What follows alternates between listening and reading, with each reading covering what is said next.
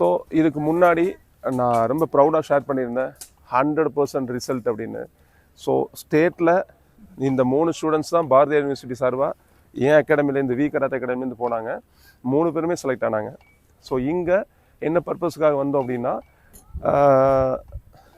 ஆக்சுவலாக south west zone இந்தியாவை பாதியாக நீங்கள் பிரிச்சிங்கன்னா ஸோ 2 காம்படிஷன் நடக்கும்.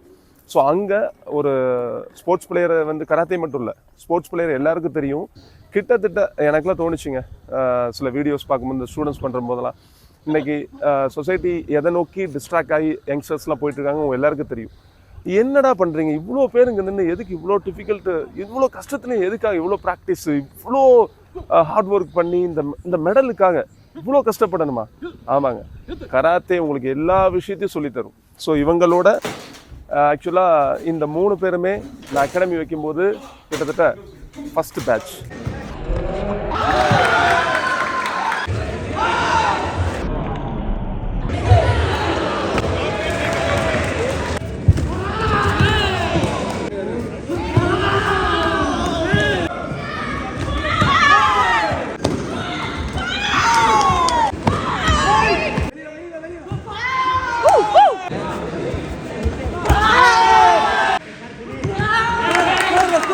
இவங்களோட லெவல் இன்னைக்கு என்ன?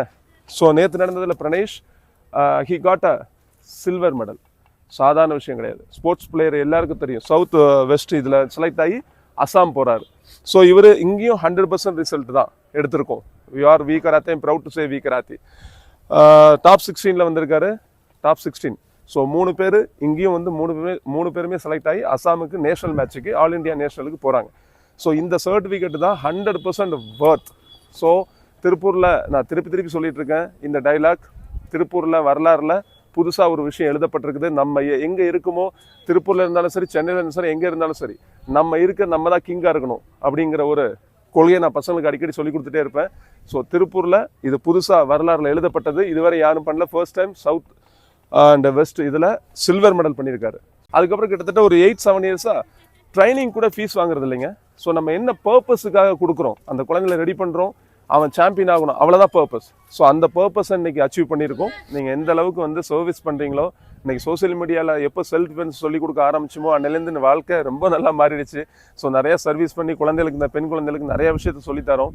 ஸோ அந்த அடிப்படையில் சோசியல் மீடியா உங்களுடைய ஆசீர்வாதம் நிறையா இருக்குது. தென் என்னோட well-wishers, senior junior masters and every one, எல்லாருக்கும் தேங்க்ஸ் அண்ட் ஸ்பெஷல் தேங்க்ஸ். நான் வளரவே கூடாதுன்னு நினச்சிங்க இல்லையா, அவங்களுக்கு தேங்க்யூ.